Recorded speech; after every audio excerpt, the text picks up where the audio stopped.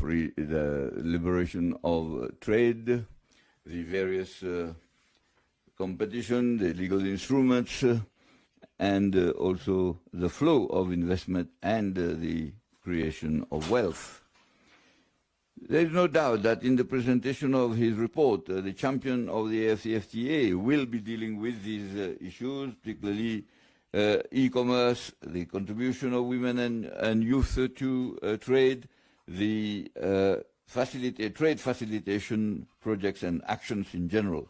Excellency, ladies and gentlemen, such progress cannot hide the constraints, the structural constraints that have always impeded our march. I want to point out the difficulties of financing for the implementation of the infrastructure program at the continental level.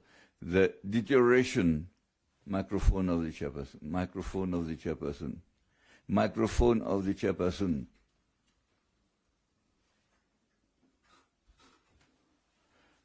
As those who are in charge of progress and fighting against terrorism and violent extremism. In fact, the protocol on the free movement of persons and goods cannot be forgotten in this march. In this regard, I reiterate my urging the leaders of the regional economic communities and those that have not yet done so, to ratify the protocol. We need to get out of this flagrant contradiction that is to have AFCFTA and also not to have the freedom of movement and goods. The African Union and the regional economic communities are already engaged in this cooperation. And this dynamics of cooperation is the entry into force of the revised protocol, and we should accelerate the pace in order to make it more operational and concrete. Then the regional economic communities between them, by pooling the various means of designing and execution of the development projects that will enable them to have a productivity scale.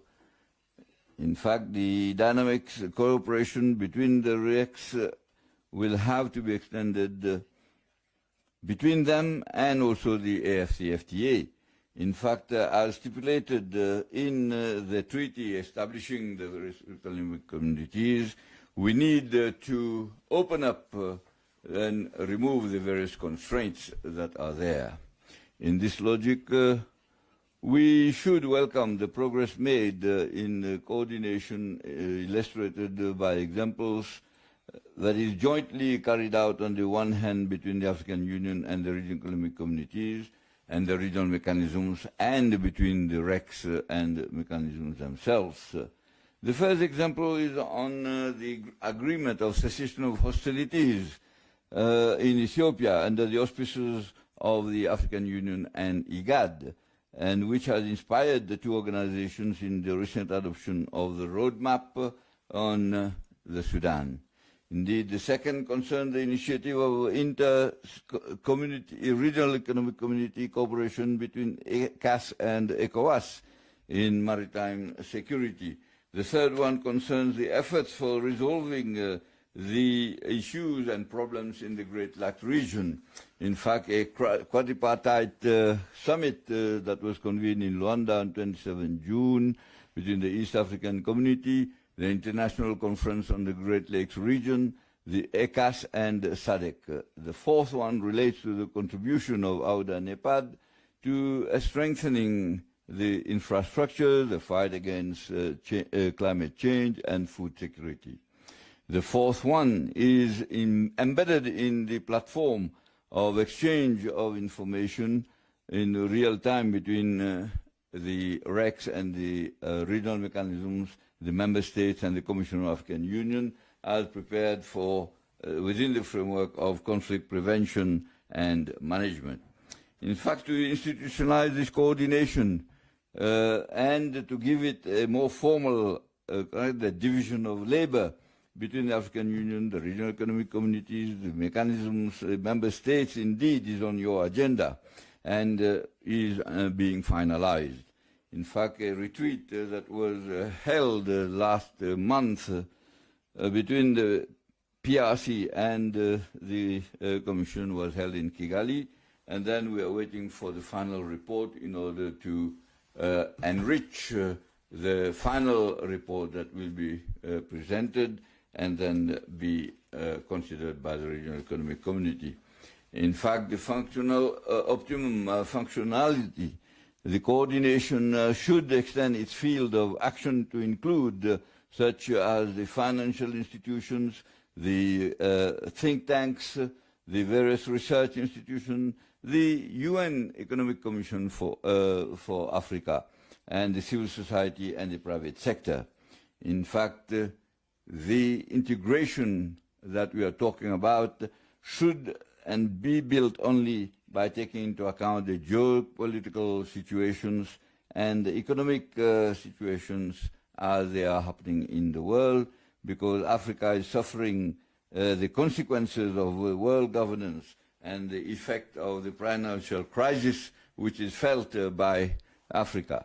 In fact, Africa should come up with its own African common position dealing with trade, migration, development financing, and the conflict resolution. Talking of climate change, we have seen the consequences, and President William Ruto, in his capacity as the chairman of the the Committee of African Heads of State on climate change, in fact, has been fine-tuning the presentation and defending the interests of Africa.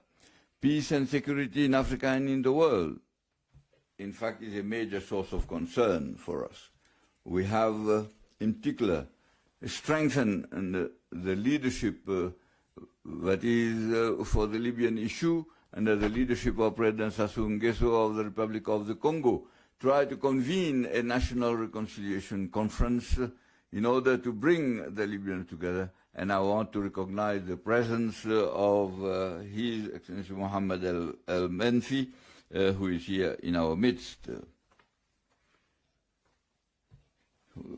The Sudanese crisis, which is a very serious thing, in fact, should mobilize our efforts with IGAD and others. We need to mobilize humanitarian aid and bring the Sudanese themselves in an inclusive dialogue in order to come up with a civilian government that will be able to implement an emergency economic, humanitarian and security program, and as soon as possible. The meeting of the neighboring countries in Cairo, held 3 days ago, at the initiative of His Excellency President Al-Fattah al-Sisi, in which I participated, in fact has strengthened and enhanced the mobilization of Africa in solidarity. In fact, it is crucial, and we give special attention to the coherence and also the efforts that we are making together with the international community in order to ensure an orderly African leadership on this African problem, which is very sensitive.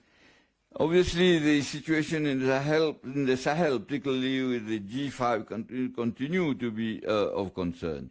Several countries in this area, in this region, and the various attempts that have been made for a transition, in fact, to have democratic elections. The African Union and the appropriate regional organizations are trying to help these in order to restore constitutional order in accordance with the principles and the aspirations of the peoples concerned. In the Horn of Africa, in Somalia, despite the remarkable efforts by the leadership of President Hassan Sheikh Mohammed, with the support of ATMIS, the situation still remains fragile. Excellencies, ladies and gentlemen, the problem of development financing of Africa, in fact, is at the top of our agenda. I have the pleasure to appreciate the initiatives taken by the African Development Bank under the leadership of our brother, Dr. Desina, and the impetus he has given to financing of integration and regional integration. Indeed, we need to assert here that is Africa to assert its ambition of development on this issue. In fact, we need to ensure that there is a reform of the international financing institutions. In fact, through the progress that has been made with the opening of the G20 to the African Union, the reluctance of including a continent in political and international political and financial governance, we still have a long way to go. Such resistance will concretize our resolve to pursue our fight for more justice for our continent. I express the wish that our deliberations will make new and significant contributions to this decisive struggle, and I thank you for your kind attention.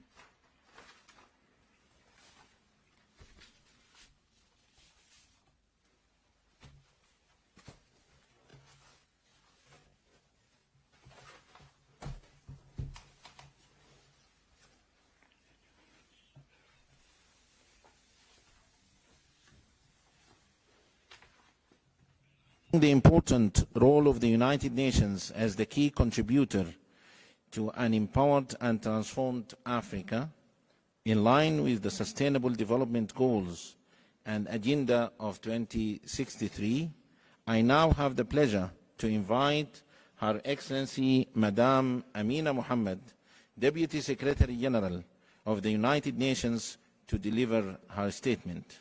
Your Excellency.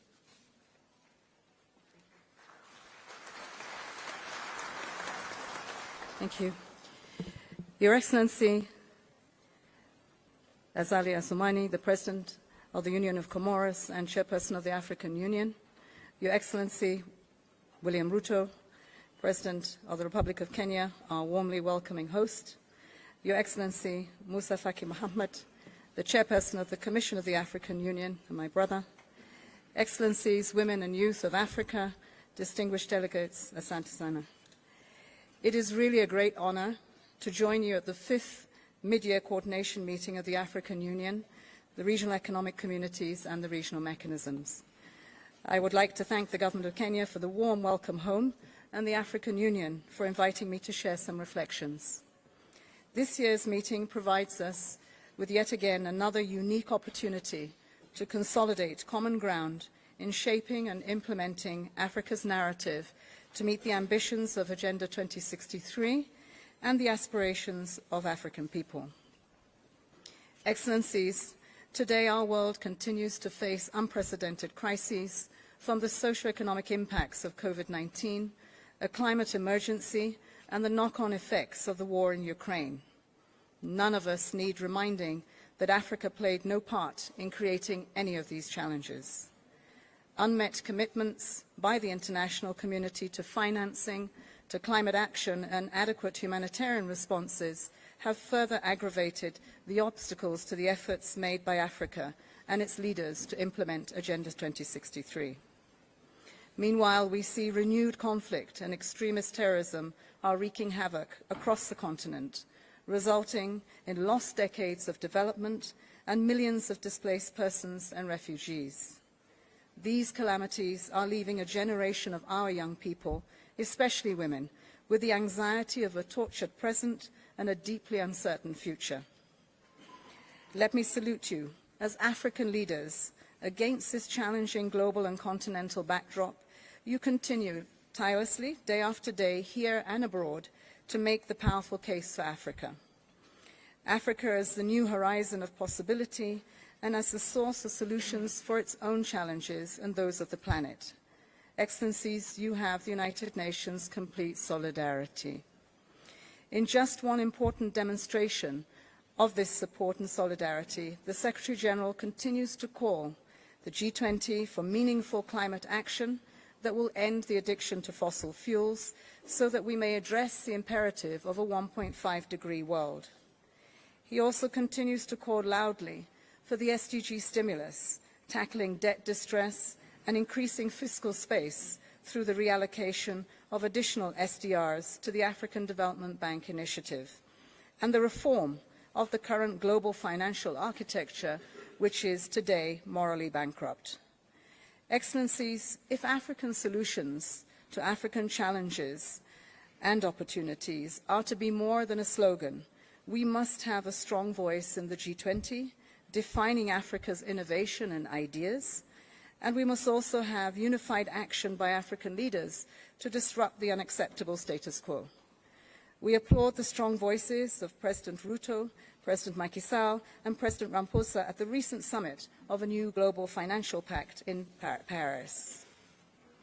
You're here today to discuss, among other very serious issues, the African Union's reforms, the second 10-year plan of Agenda 2063, governance issues, and the work of the regional economic communities and mechanisms. As you do so, you will need to ensure that your cohesive voice and common positions come together to shape the upcoming G20 meeting, the UN General Assembly, and the SDG Summit. It will also inform the Climate Action Summit, the commemoration of the UN Declaration of Human Rights at 75, and the World Bank IMF fall meetings on reform, and then the last of the meetings of the year, the Paris Climate Stocktaking at COP28. The United Nations remains committed to accompanying the continent with the framework of Agenda 2030 as it informs Agenda 23, but also as you navigate these international rough waters and through these milestone summits. Finally, Excellencies, allow me to end with a plea to all of you. As an African woman and a very proud Nigerian, mother of 6 and grandmother of 4, I have an intergenerational stake in Africa. The continent faces a moment of reckoning when the world appears to take its gaze off Africa. We may appear down, but we are far from out. And as our leaders, we continue to count on you to forge a path towards delivering the vision for Africa that is enshrined in the 2063 agenda. Excellencies, this will not happen unless we stand united, with no light between you. As we say in Africa, if the wall cracks, the lizard will enter. And it needs you to be determined to live up to the courage of our convictions with a sense of urgency. It is this unity that we must draw from on the depths of Africa's turbulent history, but also our shared values and a sense of common purpose. Ultimately, Excellencies, it is Africa's very dignity that is at stake for us and future generations. In the words of late Kwame Nkrumah, who inspired Agenda 2063, I quote, "We in Africa, who are pressing now for unity, are deeply conscious of the validity of our purpose. We need the strength of our combined numbers to protect ourselves from the very real dangers of colonization returning in disguised forms." Excellencies, ladies and gentlemen, friends, the women and youth of Africa, thank you for this opportunity, and I wish you constructive and productive meetings. Senator Sanders.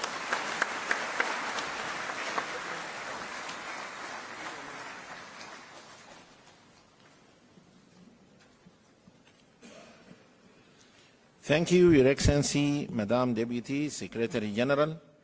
Excellencies, I now have the great honor to invite His Excellency Dr. William Ruto, President of the Republic of Kenya, to deliver his statement. Your Excellency.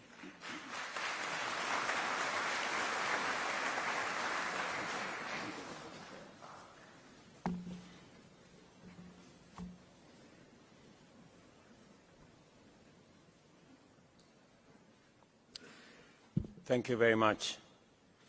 Your Excellency Azali Osmani, President of the Union of Comoros and the Chair of Africa Union, Your Excellencies, Heads of State and Government, Your Excellency Mr. Musa Faki Mahamat, the Chairman of the Africa Union Commission, Your Excellency Isufu Mahamadou, Champion of the SCFTA and former President of Niger, Your Excellency Amina Mohammed, Deputy Secretary General of the United Nations, heads of organs and institutions of the Africa Union, regional economic communities and regional mechanisms, honorable ministers, the Honorable Anwai Guru, chairperson of Council of Governors, the Honorable Johnson Sakaja, the Governor of the City of Nairobi, honorable members of Parliament, Excellencies, ladies and gentlemen.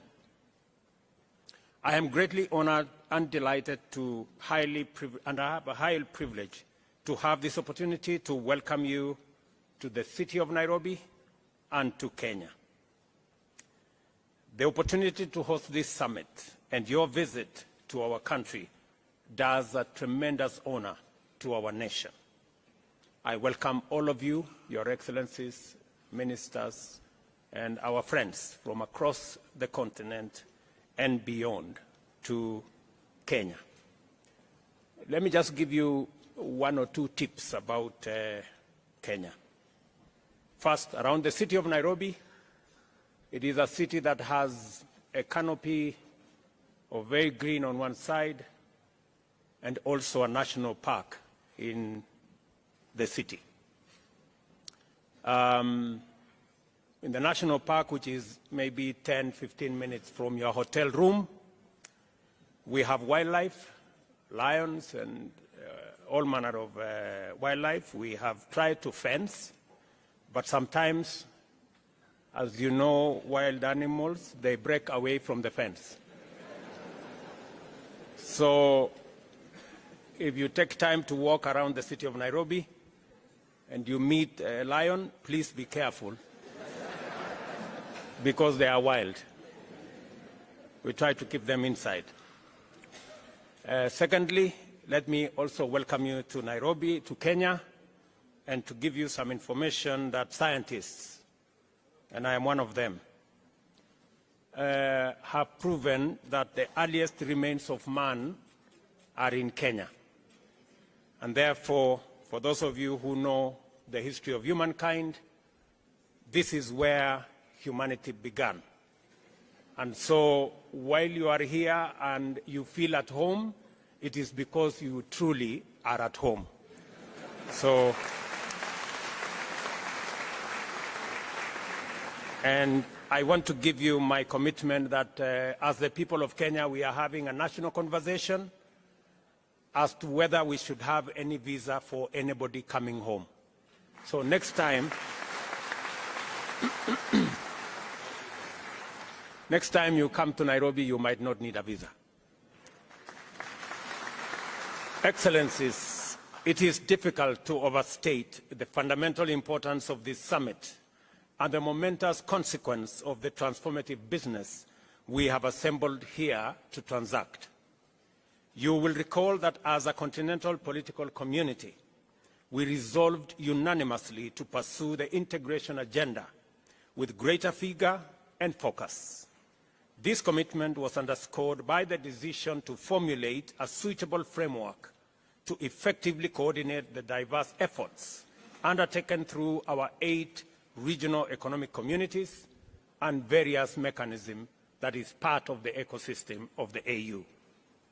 It is evident from the variety of activity, enhanced efficacy and viability of AU's agenda and the undeniable increase of the AU Commission's administrative capacity and overall vigor of the regional and Pan-African integration efforts that the AU's commitment was earnest, accompanied by demonstrable political will and a focused and effective implementation strategy. We are a busy continent that is going places. The young, clean, green continent of the future, and we are determined to lead our march into this future as a united, empowered contributor of sustainable solutions for global problems. We are reasoning together, generating effective solutions together, implementing them together, facing our challenges head-on together, making progress and getting results. This is what has brought Africa's implementation leadership to Nairobi, and the sum total of the agenda of the 5th mid-year summit, which is this meeting. For this, I want to celebrate all of you who are here today, not just for making time to be here, but also for the work you do every day in taking the Pan-African Unity Project forward. For this is what the integration agenda is all about. Whether we are talking about regional economic communities or mechanisms or the broader continental effort, the unity of African people is our primary goal.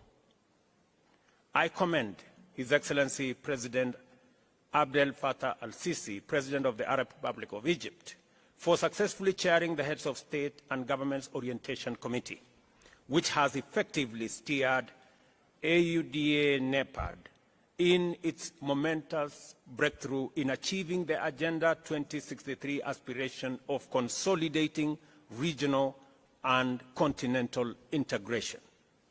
I also thank President al-Sisi for successfully hosting the African COP, or the Implementation COP as it was called, the last conference of state parties to the United Nations Framework Convention on Climate Change at Sharm el-Sheikh in Egypt.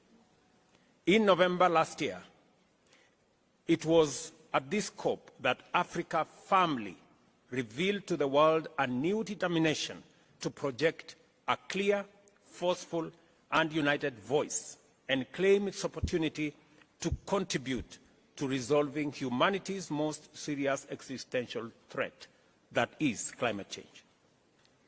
I salute with gratitude His Excellency President Ali Bongo Ondimba, President of the Republic of Gabon, in his capacity as the chair of the Economic Community of Central African States, for the progress he has made in stewarding collaboration among regional economic communities under the Inter-Reg Cooperation Initiative. As a result, the ECAS and the Economic Commission of Western Africa States has made significant strides in strengthening maritime security cooperation. I also appreciate the work being done by His Excellency President Ismail Omar Guelleh, the President of the Republic of Djibouti, who chairs the Intergovernmental Authority on Development, for his able leadership of IGAD's contribution to the progress towards agreement on the cessation of hostilities in Ethiopia, and now the activities that we are all undertaking to ensure that Sudan returns to normalcy and takes up its place as a stable, peaceful country in our continent. Further, I am cognizant of the animated activities and excellent work that has brought much progress in ongoing projects and initiatives being undertaken across many spheres by the Economic Community of West African States under the able leadership of His Excellency President Bola Ahmed Tinubu of the Federal Republic of Nigeria, the Common Market of East Africa and Southern Africa, led by His Excellency Hakainde Hichilema, President of the Republic of Zambia, Southern Africa Development Community, SADC, chaired by His Excellency President Felix Antoine Tshisekedi Tshilombo of the Democratic Republic of Congo, the Community of the Sahel, Saharan states, under the stewardship of His Excellency President of Benin, Patrice Talon, the Arab Union of the Maghreb, led by His Excellency Tayeb Pakouche of Tunisia, and the East African Community, under His Excellency President Evariste Ndayishimiye of Burundi. I must also recognize and praise the good and excellent work that the AU Commission continues to do under the leadership of its chair, His Excellency Musa Faki Mahamat. This summit has been made possible by the able leadership of his team. These AU-REC success stories establish without any doubt that a lot of great work is being done all over our continent, and that in our time, African leadership is signaling urgency, focus, consistency, and determination to sustainably manage and solve prevailing challenges and develop robust instruments to anticipate and preempt future crises. With such commitment, we now have confidence to pursue sustainable development and shared prosperity and expect that Agenda 2063 is now firmly on course. The most compelling signal that African integration is unstoppable and that it will open doors for unprecedented socio-economic transformation is the progress we have made in implementing the Africa Continental Free Trade Area. We must all be proud of this magnificent project, an historic achievement by and for ourselves, whose positive effects will reverberate throughout the world for a long time to come. I am not exaggerating. Let us consider the bare facts of the matter. This single mechanism has inaugurated the world's largest free trade area. Under it, 54 countries have agreed to create a single market with a population of 1.4 billion people and a GDP of US dollars 3.4 trillion. The free trade area is projected to lift 30 million people out of extreme poverty and boost incomes by 7%, or US dollars 450 billion by 2035. As I have had occasion to remark before elsewhere, this is the magnitude of what typical Pan-African collective action can achieve, and we are only getting started. The progress we have made by collaborating with unprecedented firmness of purpose in different domains, including peace and security, regional integration, investment, trade and development, and climate change, is of tremendous and positive transformative significance for us collectively. Agenda 2063 is our blueprint to deliver the Pan-African vision of an integrated, prosperous and peaceful Africa driven by its own citizens, representing a dynamic force in the international arena. Therefore, it is more critical now than ever before that we marshal our collective consciousness, willpower, solidarity and unity to fulfill our fundamental generational mandate of introducing Africa as a new global power, ready and able to provide leadership towards a new industrial age that shall simultaneously usher in an era of inclusive development, shared prosperity, and effective climate action. We must therefore capitalize on the institutional reform momentum at the Africa Union to pursue the complete development of effective capacity to deliver Pan-African transformation. To do this, self-reliance, ladies and gentlemen, is essential, and a fit-for-purpose institutional architecture is indispensable at the AU. At the moment, over 60% of our program's budget is financed by partners.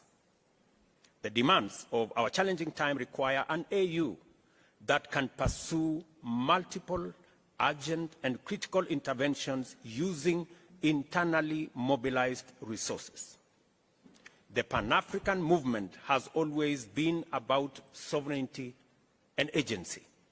First and foremost, chronic dependence, even on well-meaning partners, is starkly inconsistent with the aspiration of independence, sovereignty, and agency. And I therefore believe that we must take seriously the recommendations that have been made towards making our organization an organization that stands on its feet and an organization that is funded by us. This is why we must make progress in exploring, developing, and implementing solutions like the Kigali Decision, AU Decision 605 of 2016. Similarly, you may want to know that that decision has now been implemented by 17 countries. We need to persuade all our other brothers and sisters in the other countries to come on board so that we can do the responsible thing and fund our own organization. Similarly, it is time to free up the African Union from structural and organizational constraints, including duplication and other inefficiencies, thereby facilitating it to be effective on a greater scale. As a starting point, defining the roles and functions of different organs and instruments more clearly is unavoidable. The coordination, administrative, and implementation mandate of the Commission, the legislative and oversight function of a strong Pan-African Parliament, and the political leadership, ownership, and broad policy direction of the Council all need to be reflected more clearly through rational structural delineation. I hope, it's my prayer, colleagues, ladies and gentlemen, that we finally make the right decision and build an organization that is fit for purpose, that has the requisite finances, the needed voice, and the leadership that can project Africa's position much more clearly with a strong voice so that we can take our place in the community of nations. COP27 was a turning point of tremendous magnitude because it brought home to the peoples of Africa the imperative to reconfigure our model of engagement with global and multilateral frameworks in general, and the urgency of projecting a new place, role, and voice to define Africa's contribution to global development and climate action. As we reflect and deliberate upon President El-Sisi's account of his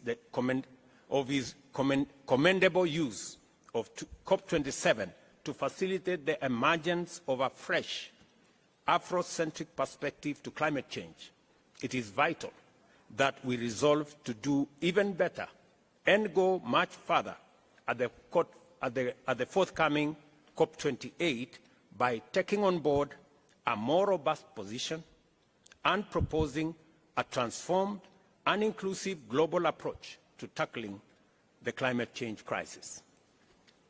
This is why it is important for us to pay special attention to the Africa Climate Summit, the first ever in our continent under the AU, which will take place here in Nairobi between September 4th and 6th. The summit, coming after the Paris summit where greater clarity emerged, will be a critical opportunity for us to accelerate global energy transition and deliver African solutions to the COP28 in Dubai, the United Arab Emirates. When we return to Nairobi in September, therefore, our sole business will be to mobilize and converge around a common position and advocate for global alignment on a green growth agenda complemented by a transformative global climate finance compact. Your participation in this summit must therefore anticipate your stronger participation in the Africa Climate Summit. And ladies and gentlemen, as we come to that summit, there are two very important things that as a continent we must harmonize, consolidate, and package our collective position. We must have a collective position on matters to do with debt and liquidity. We must all agree that it is time for a new financing mechanism. The reform of the multilateral development banks is no longer about if, it is when that is going to happen, so that we can eliminate the current structure that is unfair to the majority of the people in Global South and especially in our African continent. None other than the UN Secretary General himself has said that our continent pay anywhere up to 8 times more than our brothers and sisters elsewhere do. It is only fair that we have a financing mechanism that treats everybody equally. All of us have read about the animal farm, where there are some that are more equal than others.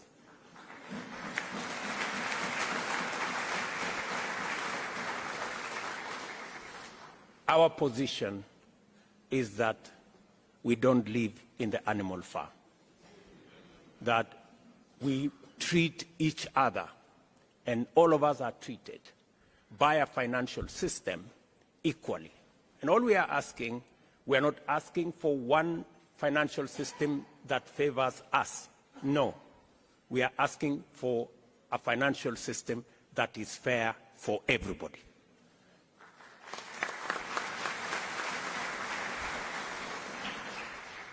Part of the challenges we have of liquidity, part of the challenges we have in debt distress is actually caused by an unfair financial architecture that makes us pay interest more than others.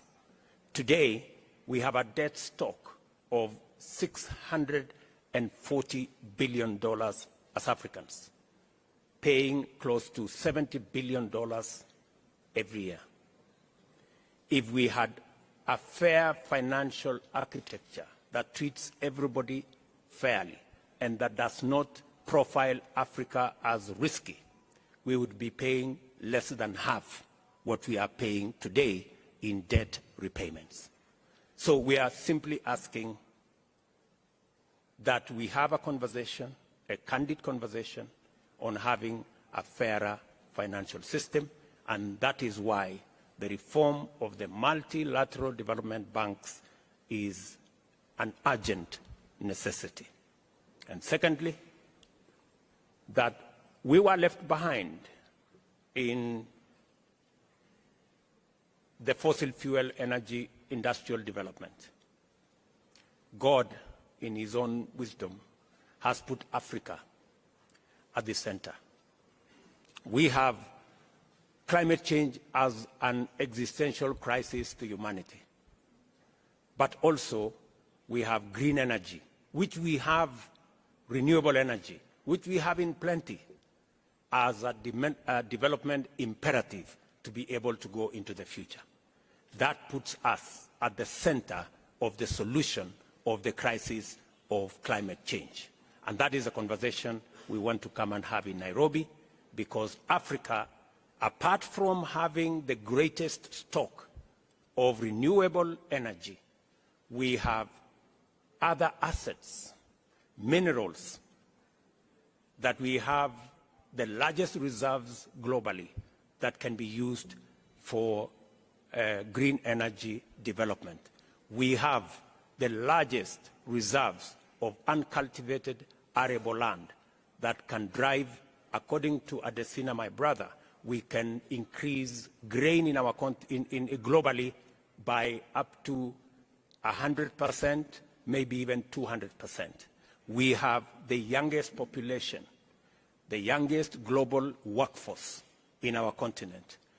Ladies and gentlemen, we have what it takes to provide a solution for both decarbonization, taking the world into green industrialization, and also ensuring that we decarbonize everywhere globally. So those are the two things that we must focus our attention and be able to position our continent appropriately. And that's why I said earlier, we need a fit-for-purpose organization, and we need to fund the organization ourselves. You all know it is said, he who pays the piper calls the tune.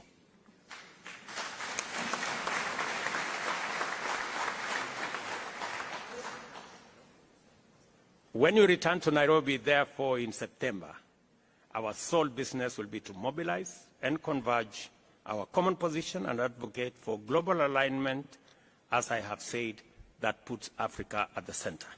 I take this opportunity to once more appreciate the indispensable contribution made by the AU Commission and the leadership of its chair to all arrangements and the tremendous logistical undertaking required to prepare a successful summit. It is because of this partnership with the Commission that we have made progress in laying ground for an event that will give our continent a platform from which to launch its agenda into the global discourse. I am confident that the summit will be successful in achieving all its objectives.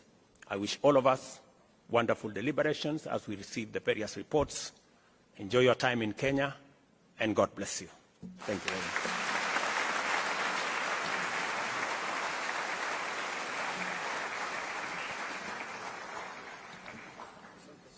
Thank you very much, Your Excellency, Mr. President, for your statement. And now it's my distinct honor and pleasure to invite His Excellency, Mr. Azali Othmani, President of the Union of Comoros and Chairperson of the African Union, to deliver his statement.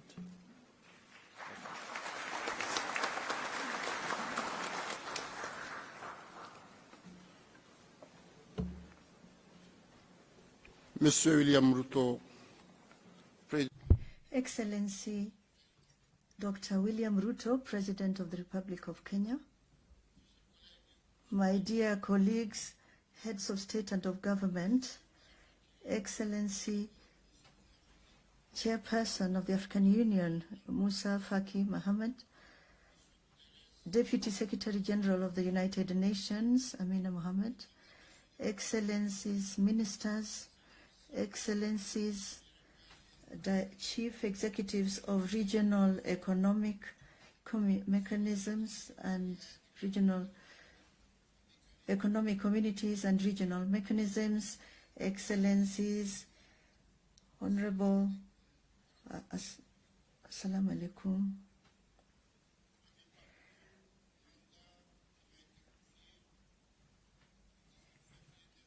The halfway through the mandate entrusted to me on October 18th in Addis Ababa, we are gathered here today in this beautiful capital of Nairobi for the 5th Media Annual Coordination Meeting of the African Union. I would like to first begin by expressing my sincere thanks to our brother, William Ruto, who I call my brother in my language, and his government, and as well as the peoples of Kenya, for the very warm welcome extended to us, and to express to him on your behalf and on my own our deep gratitude. Asante sana Mheshimiwa Bwana Raisi, Your Excellency. Dear participants, ladies and gentlemen, at a time when the world is in the throes of technological change, Africa, our continent, is still prey to the scourges of division and bloody conflict. Conflicts that throw whole swaths of societies into destitution and desolation. In this context, therefore, I would like to express here our total solidarity with our sister countries, which are today going through these crisis situations, and at the same time renew our call to silencing the guns for a frank and sincere dialogue between the various protagonists. It is through the dialogue that we will succeed in transcending our differences and in removing the obstacles that stand in the way of our progress towards an Africa that is integrated, prosperous, and peaceful, that we all so earnestly desire. Since our February summit in Addis Ababa, and deeply convinced that peace and security are the driving force behind our development strategies and programs, indeed, I have, in consultation with President Musa Faki, my brother, initiated contacts with the main players in the Sudan crisis with a view to finding a peaceful way and to support all initiative in order to arrive at a peaceful solution. This fratricidal conflict has not only led to the loss of many lives, but has also driven thousands of people into exile. It is with the same concern also that I have dispatched an emissary to Mali and to Burkina Faso to inquire about the state of progress of the transition process in these sister countries. I dare to hope that the holding of the constitutional referendum in Mali will be a first step towards a transparent, inclusive and peaceful elections. Also, I visited Guinea-Conakry, where I conveyed the African Union's message of peaceful transition, culminating in a rapid return to constitutional order through open, free and fair elections. The quadripartite meeting held on June 27th in Angola on the crisis in the east of DRC under the aegis of the African Union, and in which I took part, is part of this desire to contribute to resolving this conflict, which has already lasted more than 2 decades and is destabilizing the region and indeed the whole of Africa. We also undertook a peace mission to Kyiv and St. Petersburg, a report of which will be presented to you later today. In this globalized world, no country, however large or powerful, can claim to be immune to war or its consequences. Ladies and gentlemen, on the multilateral front, following the footsteps of my predecessor, my brother, President Macky Sall, I continued our advocacy at the G7 summit in Hiroshima, calling for Africa's place on the United Nations Security Council as a permanent member, as well as our membership of the G20. Nor did I fail to raise the question of debt and energy, 2 major issues that seriously handicap the development of our continent. Throughout this journey, I have also been able to count on the invaluable collaboration of the chairman of the African Union Commission, our brother Musa Faki Mahamat, and his teams, as well as on the support of the members of the conference bureau.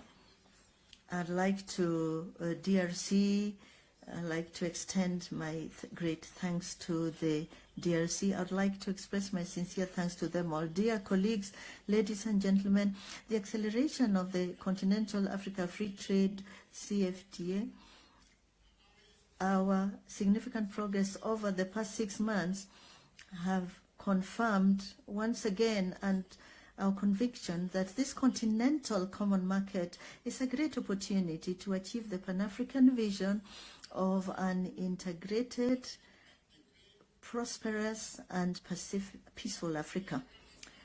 Currently, the achievements include, among others, the establishment of an adjustment fund through Afrexim Bank, already capitalized at $1 billion for the benefit of AFCFTA. The law of member states, the establishment of a guided trade initiative in October 2022, which has enabled the FCFTA to adhere to this initiative. The operationalization of peace and the settling of payments which facilitate intra-Africa payments in African currency will then reduce the cost of currency transfers. As you can see, these are concrete actions that provide real grounds for hope, which is why I invite those member states that have not yet ratified and deposited their instrument ratification to do so as soon as possible. The achievement of our objectives are set out in Agenda 2063. This depends on that. Your Excellencies, ladies and gentlemen, from June 12th to 14th, a ministerial conference on blue economy and climate action in Africa was held in the Union of Comoros, attended by several ministers and the following institutions: the African Union Commission, the United Nations Economic Commission for Africa, the European Union, the International Union for Conservation of Nature, UNDP, and the Indian Ocean Commission. The conference was in accordance with the theme of the year, namely the acceleration of the FCFTA. In fact, intra-Africa trade is mainly carried out by road and sea. And therefore, it has now been established that the implementation of the AFCFTA could double the sea freight from 58 to 131.5 million tons. As a result, the development of the sea transport, this appears as one of the key factors for the success of Africa's economic integration. Africa's island states, despite their structural fragility, are brimming with opportunities and potential, given the vastness of their maritime space, which is why the Moroni Declaration, the outcome of this ministerial conference, through the relevance of its recommendation, should constitute our roadmap in this area. With regard to the institutional reform decided upon in 2016 by the Assembly of Heads of State and Government to breathe new life into the African Union, we welcome the remarkable work carried out by the team of experts led by Professor Pierre Mukoko Mbonjo, who will share the main conclusions with us during this summit. The present media coordination meeting, for example, and the reduction in the number of commissioners are among the concrete results of this reform. Its aim is to enable us to evaluate, rationalize, and plan our various projects and programs in order to achieve genuine African integration. As regards the theme chosen for 2024, in this case education, I'd like to salute the pertinence and relevance of the choice made by our organization. As Nelson Mandela once said, education is the most powerful weapon for changing the world. And the numbers for education, figures for education in Africa are alarming. It has been established that Africa will need 17 million additional teachers to achieve universal primary and secondary education by 2023. Ladies and gentlemen, it is unacceptable that in this age of new information technologies and artificial intelligence, there are still entire regions of Africa without access to basic education. The challenge is enormous, but I'm counting on your collective intelligence to achieve concrete results and to reserve the current trends. In this ever increasingly turbulent world, we need to close ranks more than ever and to be able to face up to the challenges that are growing with each passing day. It's only together and driven by what we must henceforth be, which is our motto, African solutions to African problems, that we will achieve an Africa that is reconciled with itself, prosperous and open to the world. Strongly motivated by these principles, I remain confident that Africa and our Pan-African organization will be able to meet the challenges of our upcoming agendas, notably the Russia-Africa Summit, the Nairobi Summit on Climate Change, the G20 in India, and the COP28 in the United Arab Emirates. It's on this hopeful note that I declare open the 5th Media Coordination meeting of our organization. I thank you.